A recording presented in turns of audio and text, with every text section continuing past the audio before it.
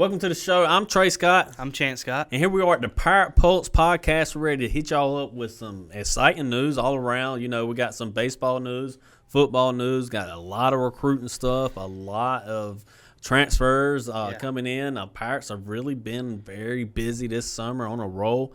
A lot of exciting things, and I think some stuff that's going to lead to some wins. Let's go ahead and get into it. The first thing we're going to jump into is the ECU football recruiting class. Well, like I said, we got Chance Scott with us. He's our guy. He's pushing out articles every day. If you want to know what's going on with the program, you make sure you check us out on Facebook, Twitter, our webpage, our YouTube, whatever, man. Chance is pushing out the information. We got a lot of recruits to break down, and we're about to jump into the 2026 recruiting class. Chance, what's going on? Man, they've been really busy. At first, I wasn't quite sure because it felt like they were being super picky, and then all of a sudden, I guess all the silent commits started coming out, and man, they've put together already a really solid class, and it's got the potential to be even better with a couple guys that they're still trying to get, to campus. Hey, let's go ahead and run them off. There's a bunch of big key names. Let's go ahead and start off with the first one, man. You text me about this guy. You're like, man, the Pirates stole one. Yeah. Chad Fairchild, linebacker from Lovejoy, Georgia.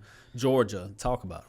Man, he's you cut on his huddle film and you click on his 24/7 page and his film just pops. He's just a straight downhill backer. He feel like he hits anybody in the face. I saw him run through an offensive tackle, which there shows you that he kind of plays with that power of mind. He's just going to run right through you and make you feel it. But he had a lot of big offers: Mississippi State, Georgia Tech, Wake Forest, South Carolina, and he stole him from the school in Raleigh. So that's a big linebacker, and I feel like Josh Aldridge, the new DC, he's done really well recruiting.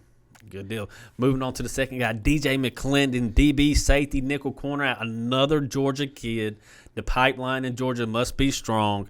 From Tucker, Georgia, what do you got from this guy? We got some big-time offers that this guy has. Yeah, he just committed yesterday. I texted you again about him yesterday. His offer sheet, I think it's 36 offers, and schools from all over the country: Bama, Georgia, Ole Miss, Mississippi State, NC State, UCF. Like, you just name off about any school you probably want to play at, and he's got them. So, I mean, it feels like another one ECU stole. It feels like one of those guys, if he gets in here like Antoine Jackson was, he gets in here, he can play pretty early. All right, moving on. We got about 10 names to talk about. Next one, another DB, another one from Georgia, David Coleman Jr. from Camden County. A couple big offers. I'll let you run that down. Yeah, man, it's just, again, these offers are kind of unreal that ECU got this guy. Florida State, LSU, West Virginia, USF. It keeps going. He projects more as a safety, and he's super athletic. He cut on his film, and he was making special team plays. He was returning kicks, so that shows you that he's got the athleticism to really play on the back end of the defense. All right, moving on to the fourth one. Teronde Spencer, edge rusher out of Richmond, North Carolina. Had a big offer from UNC, I see, from in-state. It's always good to steal a kid from Carolina. Yeah, especially with Bill Belichick as a coach now. Right. So, that's kind of unreal to see that you're stealing guys from him. But he joins J.D. Lampley from Richmond, and J.D. Lampley's been super big for us. He's going to be the number one edge rusher probably ECU this year. So, this guy's big. He got 17 sacks last year and 36 tackle for losses. So, he gets after the quarterback. All right, another guy on the D-line, this time from the south of the Carolinas, Kelton Smith, the D-lineman from Gaffney, South Carolina. What do you see when you see his film? Man, his film is super small. He was at an 8-man football school before he's now an 11-man, so his recruiting is really picking up. And we've seen 8-man football. It's pretty different. He was playing running back and tight end before. Now he's going full-time defensive line, but this kid's huge. He's 6'4". They got him at 310, but I've seen some pictures of him. He looks 330, 340. He's massive. This guy he's got a lot of development he's got to do, football technique and stuff, but if he gets the right mindset, he could be one of the best defensive linemen ever. And, I mean, let's talk about his footwork. He played running back, tight end. Yeah, I mean, you got to have something going, man. You like to see guys that are athletic. He's just not a big, fat guy. He's a guy that's an athlete and that's got some meat on him. All right, moving on to our sixth guy, Javon Hargett on the offensive line from Southern Durham, North Carolina. What do you got on him? Yeah, he's massive. 6'5". He's a tackle. He's got long size and good length. my favorite thing about him is he got to go against Isaiah Campbell, who's at Tennessee now, a lot. So you like to see guys as he's got reps against that D1 status. And he had a lot of good offers. Virginia Tech, Tennessee could have went with his teammate, West Virginia and App State. I mean, his offer sheet's still going, but those are just some of the big schools that you beat out. All right, here's another one. Rayshawn Elmore, wide receiver from Porter Ridge, North Carolina. Another kid that's got some big offers on the list and some offers from the Carolina schools as well. Yeah, he took a official visit to Charlotte and Michigan State. So you get him away from the Power Four, and he ends up on your campus. He's more of a smaller guy. He's shifty. I got him more as like a tweener. He can play outside, if he gets in the weight room enough, but I think he can be super deadly in the slot. All right, moving on. ECU's got their quarterback. I saw that post from you on Facebook. ECU has their quarterback, Trey Burke from South Carolina, Spartanburg, South Carolina. Tell me about this guy. How important was this pickup? Yeah, I mean, he only had one other offer, East Tennessee State, so you're probably kind of shocked, but he reminds me a lot of Chase Ndita. And I was got an article coming out soon. I was doing some texting with him, and he said that Coach David Baker went down and seen him and said he really liked him. So I like when my offense coordinator sees a guy, and he's like, that's my guy. Yeah. And, I'm trusting our offense coordinator, and he's a tall kid. He's like 6'3", and he's got some good movement. There we go. Always good to have somebody in the quarterback room. All right, moving on to our last one to talk about so far in the 2026 class is Dawson Quarterman, wide receiver from Grayson. Offer from NC State. And anytime you steal a guy from the Wolfpack, or not steal, anytime you win a guy over from the Wolfpack, that's a win. Yeah, I mean, this kid, he's your outside guy. He's 6'3". He's got super good hands. His film was just him going up and just beating DBs over the top, or just being super physical with them. He blocks really well. That always stands out on a wide receiver, is how good they can get down the field and let other guys score too. But 6'3", he goes up and gets the ball. You steal, however you want to put it. You get him away from Raleigh. He beat out Syracuse, West Virginia, Tulane, an in-conference opponent, and the SEC in Kentucky. You just it's just kind of unreal we keep getting these guys. So that's 9 guys added within, 2 weeks, 1 week? It's been quick. It's been quick. How impressed have you been with the class so far? How good is this class compared to the recent classes, and how much of an impact will they make next year? Do you think how many of these guys come in and play right away? How many are ready to play right away? I know I'm loading you up with a bunch of questions that are not fair for you to answer, but go ahead. What do you think? There's a couple of these guys that you really feel like can make an instant impact. Maybe not on defense or offense, but special teams. That's where a lot of your freshmen always come to play. Chad Fairchild, if he comes in, we get him to sign. Once they puts that pen to the paper, I think that guy can come in and play. Day one starter? Possible? I'm saying day one starter. His film is just unreal. His work ethic, he's got a whole bunch of workouts on Twitter. You just see him. He's always in the weight room. He's always posting this stuff. I like to see that. I like to see my guys that are committed. DJ McLendon, the kid from Tucker, Georgia, that guy, you talk about what could be a special DB. Right. Antoine Jackson was the highest ever recruited player at ECU. He's now at UCF after a year, but he reminds me a lot of that guy. When you get an offer from Alabama and Kirby Smart from Georgia, that they see something those guys, they know guys. So that's super important pickup. My next one is I'm going to be kind of off the wall. I'm going to go to Elmore, man. People think Quarterman's going to be the best one with his size and stuff, but ECU loves a good little slot receiver, and he's so shifty that he kind of reminds me of Johnny Williams. And, Johnny Williams was a little banged up over the spring, so we ain't got to see him a lot. Mm-hmm. But his film is kind of similar, and we were talking pretty high about Johnny Williams.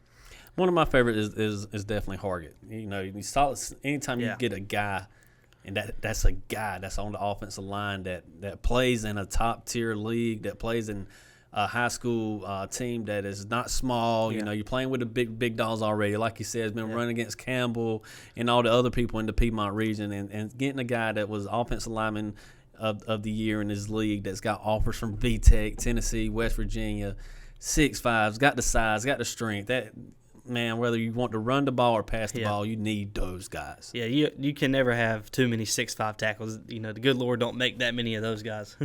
All right.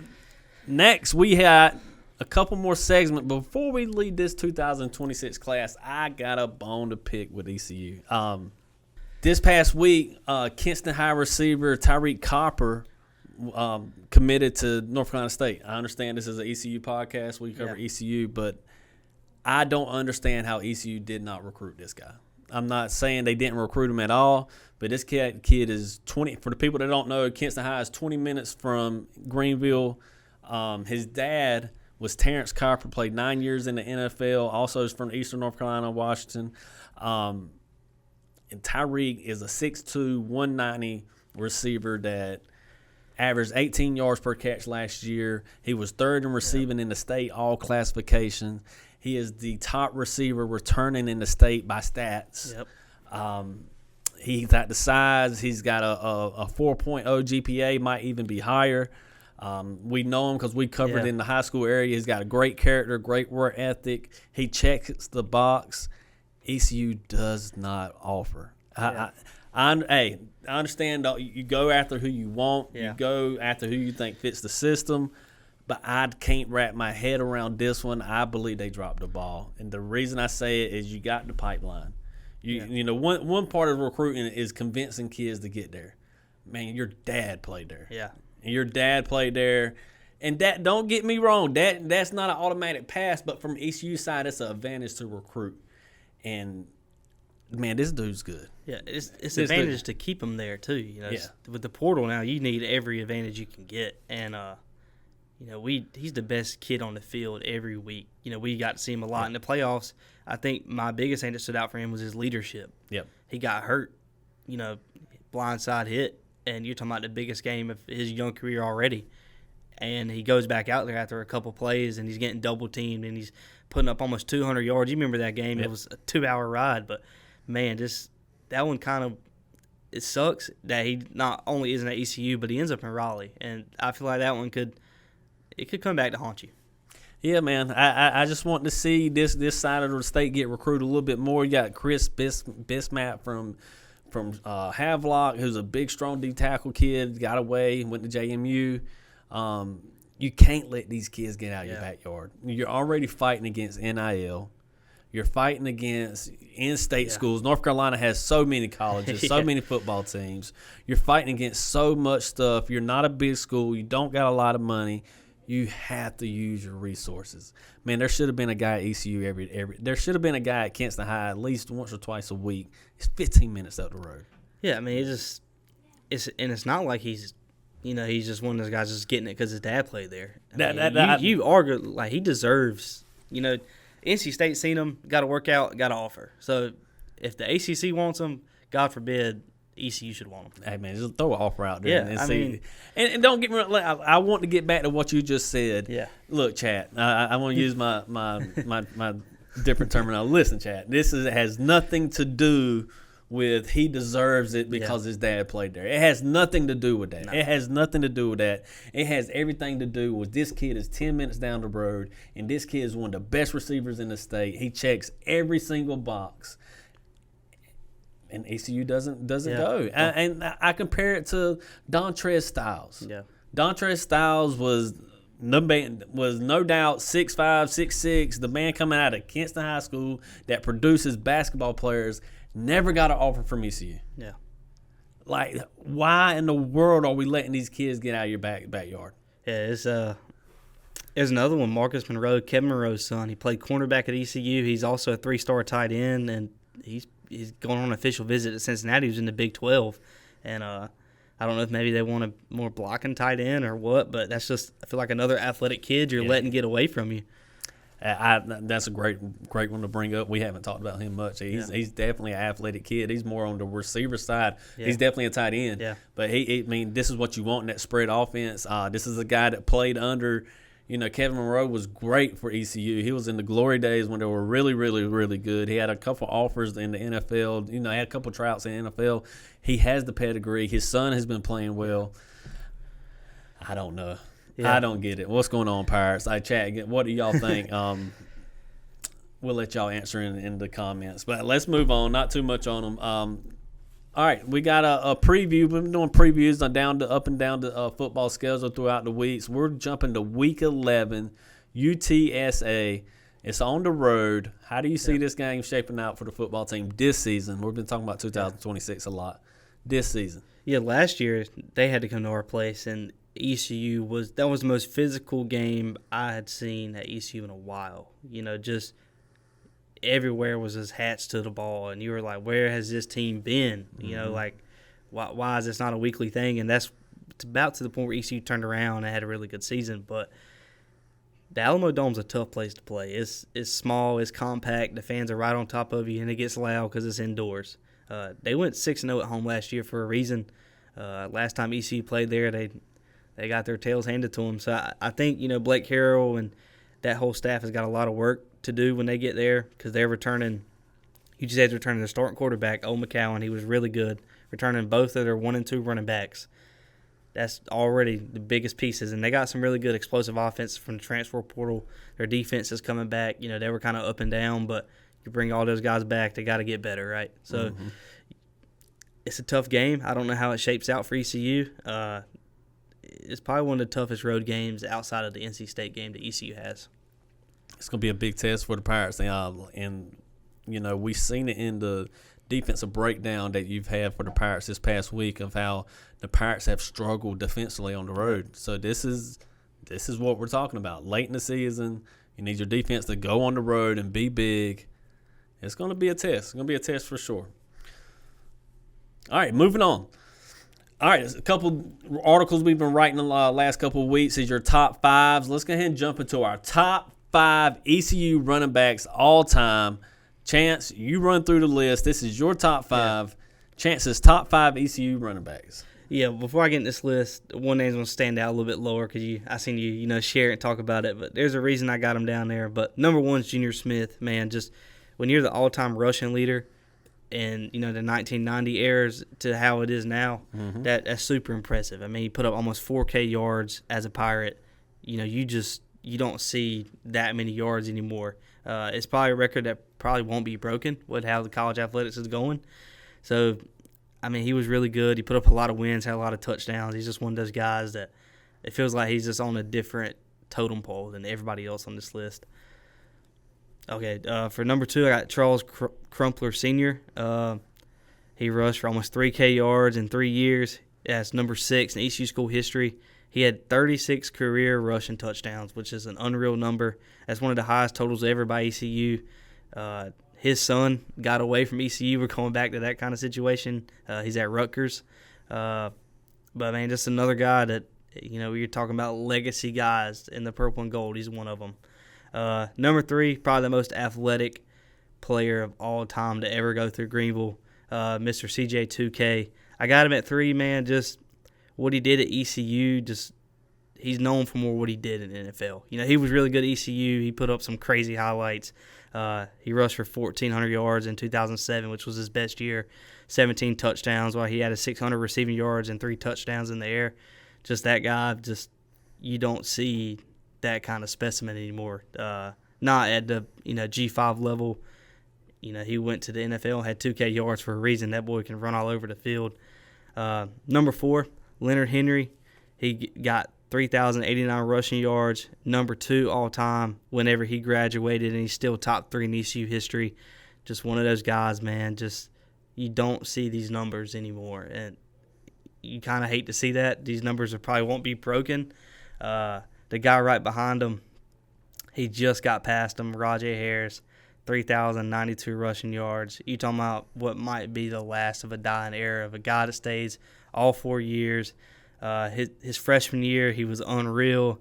He was thinking, this guy's the next Chris Johnson. He won the AAC Rookie of the Year honors, and then he got hurt, and he bounced back. And he ended his career with the 89-yard touchdown against NC State to put that game away and win the Military Bowl. So just that guy, he's so special to ECU, Mr. Icy, Mr. 1%.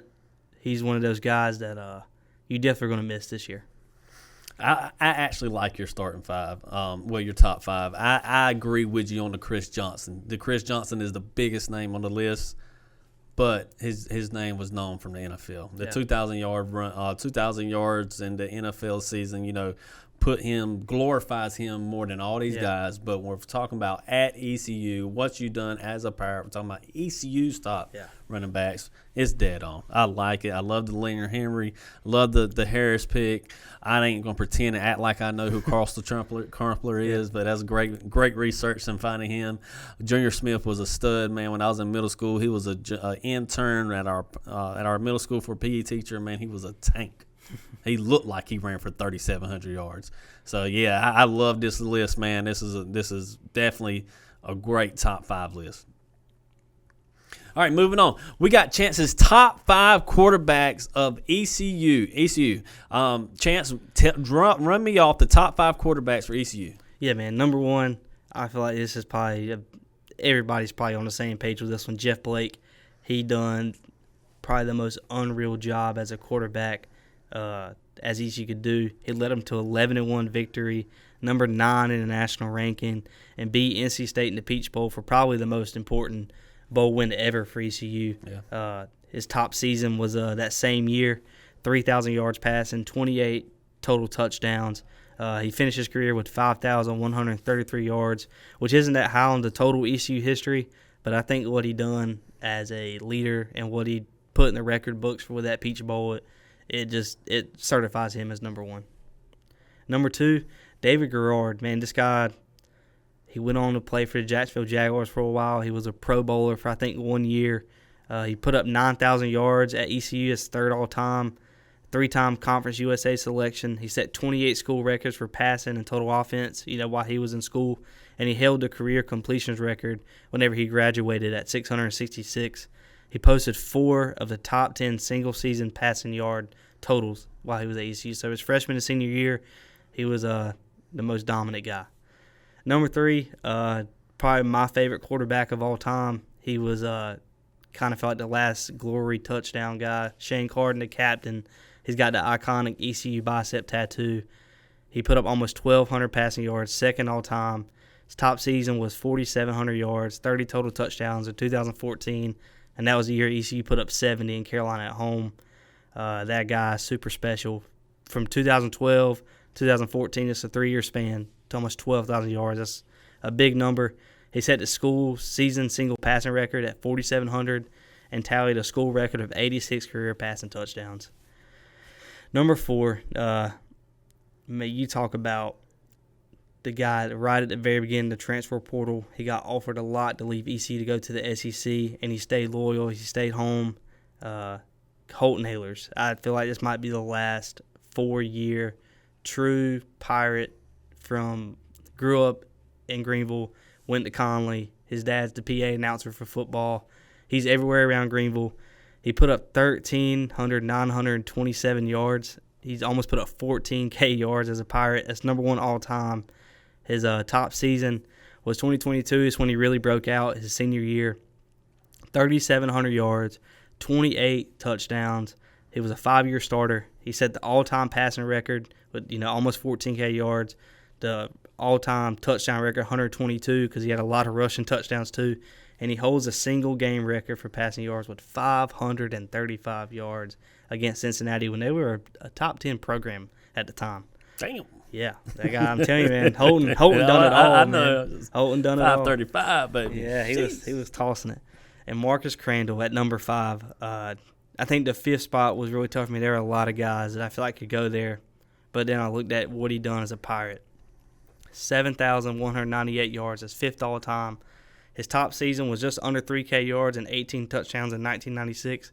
But what he did, he led him to a 9-3 season in 95, and he capped it off with a Liberty Bowl win over Stanford, which is probably the 2nd best bowl win outside of the Peach Bowl. So, and that quarterback list is, when you sit here and think about how small ECU is in the grand scheme of things, that was 5 really good quarterbacks ECU had. I agree. That's 5 dogs. Real good quarterbacks. NFL quarterbacks. I ain't got nothing bad to say about this list either, man. And honestly, I think you can switch some guys here and there with some debates. But I like the order they're in, especially the top 3. When I say you can switch some guys, man, those 3 guys at the top. No, and there's no shot on Holton or Marcus. top 5. I mean, good God, that was a hard list to put together. Yeah, that one took me a while. I actually had to sit down and really I tried to take out all my feelings out of it because it feels my feelings. Shane Carter would have been number 1. He's still the most iconic quarterback to me. And you got your number 1 passer all time at number 4. Yeah, he was just here for so long, man. He was here for 5 years. All right, great list. Let's move on to some baseball. A lot's been going on there as well. I'll let you break these down. I'm definitely not up to speed on the baseball portal. It seems like there was another stretch where you were just pushing out articles like 3 or 4 a day. It looks like there was more, but let's drop and talk about these 7 guys that are incoming transfers and how they're going to help the Pirates this upcoming season. Yeah, man, I felt like ECU definitely lost a lot. We talked about it, losing Lance Williams and Bradley Zayak and all these guys ECU lost. I was really worried. How do you find guys that can replace it? Just how much they've done, but I thought ECU went out and done an extremely good job. Joseph Webb from Liberty, his ERA is 3.5, but he only threw 46 innings, so it's kind of inflated, but he had 51 strikeouts. You like to see at least 1 strikeout an inning and a D1 transfer. Thomas Paxton, he's got the ability to be ECU's closer, which is him and the guy I'm going to talk about next are who I think ECU's going to have to close games, and their stuff is really good. You look at him, he's got a 2.5 ERA, 9 saves at the D2 level. He had 36 strikeouts and 39 innings. He would have pitched a lot more, but he was most definitely their best guy, and they used him a lot. And they were a pretty good team that went on and played in the postseason. So I trust his arm. Gavin Marley from Lenore Ryan, 2.75 ERA, 10 saves, and his most impressive stat was a batting average against of is .167. Dudes are hitting under 200 against them. That's just an electric arm that you love to have. Frank, I don't know how to say his name, Sicone? That's how I would have said it. Yeah, he's from St. Joseph's. He just committed the other day. He was their Friday night starter, so you're getting the guy who was the number 1, right, for a baseball team, and that shows he's solid. He put up 74 innings and 69 strikeouts. He's not going to come in and be our Friday night guy, but he gives you the chance to be like your Jake Hunter that graduated or a guy that can start on a Tuesday night because those games are arguably just as important as the weekend. This one, Gavin Van Kempen, he just committed yesterday. West Virginia transfer, he's 6'6". He went 12-1 overall when he was at West Virginia over his 3 years. He got drafted in the 20th round coming out of high school, so he's got the talent. And he was really good for them this year. He was a Saturday guy for them, and then he had a shoulder injury, and that kind of bumped him down, and he never really got back hot. So I like this pickup for ECU. It gives them another potential arm. This class is full of just guys that seem to find a way to make it happen. And I'm excited to see just how this pitching staff and this bullpen is going to come together. But on the position player side, man, they've only grabbed 2 guys. And I don't know if that's a little worrisome or if they're happy with how last year ended. But they got a guy, Jeff Savitar from Millersville. I think that's D2, D3. But his numbers are weird. He's a good leadoff spot. He plays good defense. He don't hit for power. Hits for average. But his big thing, 57 stolen bags in 2024. And I think he stole 90 bags while he was at this school in 2 years. And you just talk about 90 stolen bases in 2 years. That's insane. He's flying around everywhere. So and that screams Cliff Godwin, bunt, run, whatever you got to do to get him on base. He could be one of those guys that's really good. You just kind of see how this shapes up. The guy they just had it yesterday, which I was pretty excited for. Our biggest need was middle infield. We have Braden Burris, but Braden Burris is going to play wherever they need Braden Burris to play. So you get a guy in Carlos Chacombe from South Florida. He can play second base. In JUCO, he played shortstop, so he's got that potential to slide over there. He coming in from South Florida, which we've seen him a lot. He went 7 for 18 against ECU this year. That was in the postseason tournament and the end of the season, and he was really a thorn. So I'm thinking that ECU saw that and thought they really can turn this guy into the next level. He hit .309 batting average this year, and his OPS was through the roof at .872. He's getting on base, and he's hitting some doubles and home runs.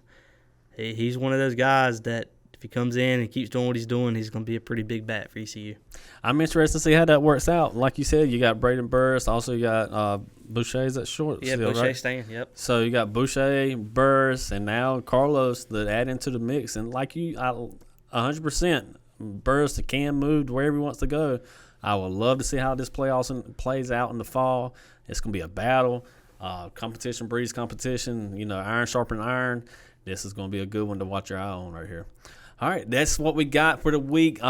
Big pickups from the ECU, whether it's football, baseball. Again, guys, follow us on Facebook. Follow us on Twitter, Instagram, YouTube, our website, the Pirate Pulse. Hey, we got what you need. We got the stuff. When it comes out, we're putting it out immediately. Chance is doing a great job putting these articles out. I'm Trey Scott. I'm Chance Scott. See you soon.